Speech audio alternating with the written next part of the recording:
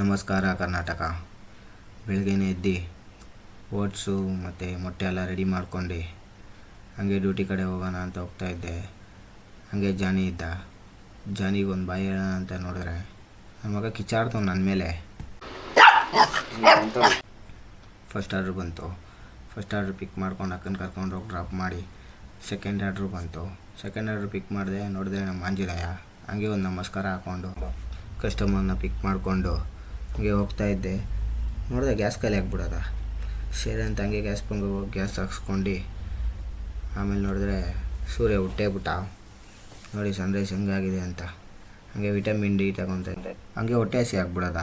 ಸರಿ ಅಂತ ಹಂಗೆ ಬೆಳಗ್ಗೆ ತಗೊಬಂದಿದ್ದು ಮೊಟ್ಟೆನೂ ಓಡಿಸು ಬ್ಯಾಟಿಂಗ್ ಆಡಿಬಿಟ್ಟು ಹಂಗೆ ಫ್ರೆಶ್ ಆಗಿ ಸೆಕೆಂಡ್ ಮೀಲಿಗೆ ಚಿಕನ್ ಇಸ್ಕೊಂಡು ಹಾಗೆ ಮನೆ ಸೈಡ್ ಹೋದರೆ ಜಾನಿನ ಜೈಲಲ್ಲಿ ಹಾಕ್ಬಿಟ್ಟಿದ್ದಾರೆ ಏನೋ ಕಾಂಚಲಿ ಮಾಡ್ದೆ ಅಂದ್ಬಿಟ್ಟು. ಸರಿ ಅಂತ ಹಂಗೆ ಸೆಕೆಂಡ್ ಮೀಲ್ ಹೊಡೆದ್ಬಿಟ್ಟು ಹಾಗೆ ಜಾನಿನ ರಿಲೀಸ್ ಮಾಡಿ ಆಚೆ ಕರ್ಕೊಂಡು ಹೋದೆ. ನೋಡಿದ್ರೆ ನನ್ನ ಮಗ ಸುತ್ತಿಸ್ತಾನೆ ಅವನೇ, ಮಾಡೋ ಕೆಲಸ ಮಾತ್ರ ಮಾಡ್ತಾಯಿಲ್ಲ. ಲಾಸ್ಟ್ಗೆ ಹೋಗ್ಬಿಟ್ಟು ನನ್ನ ಆಟೋನೇ ಬೇಕಾಗಿತ್ತು ಅವನಿಗೆ ಯೂರಿನ್ ಪಾಸ್ ಮಾಡೋಕ್ಕೆ.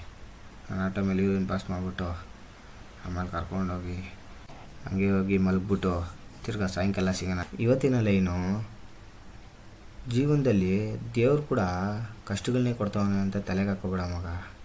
ದೇವ್ರು ಕೂಡ ದಮ್ಮಿರೋನಿಗೆ ಧಮ್ಕಿ ಹಾಕೋದು, ಕೈಯಲ್ಲಿ ಆಗದಿರೋರ್ಗಲ್ಲ. ನಮ್ಮ ಹುಡುಗರ ಹತ್ರ ಹೋದೆ, ಅವ್ನು ಹೇಳೋದು ಕೇಳಿ. ಸೂರ್ಯ ಹಿಂದೆ ಇರುತ್ತೆ ಅನ್ಕ, ಮೋಡ ಹಿಂದೆ ಬಿಸಿಲು ಬರೋದೇ ಇಲ್ಲ ಈ ಕಡೆ. ಈ ಮೋಡ ಬರೀ ಹೊಗೆನ ಯಾಕೆ ಬೀಟ್ ಮಾಡ್ಕೊಂಡ್ ಬರಲ್ಲ? ಇದೆಂಟ್ರ ಇದೆ. ಅರೆ ನೀ ಹಂಗೆ ಮನೆಗೆ ಬಂದು ಕ್ರಿಯೇಟಿನ್ ಕುಡ್ಕೊಂಡು ಜಿಮ್ ಕಡೆಗೆ ಹೋಗಾಯಿತು. ಇವತ್ತು ಚೆಸ್ಟ್ ಡೇ. ಹಾಗೆ ಬಾರ್ಬಲ್ ಪ್ರೆಸ್ ಹೆವಿ ವೇಟ್ ಹಾಕಿ ಪ್ರೆಸ್ ಮಾಡಿ ಹಾಕಿ ಆಮೇಲೆ ಚೆಸ್ಟ್ ಫ್ಲೈ ಮಾಡಿ. ಸರಿ, ನಾಳೆ ಸಿಗುವ. Bye bye, take care, love you all.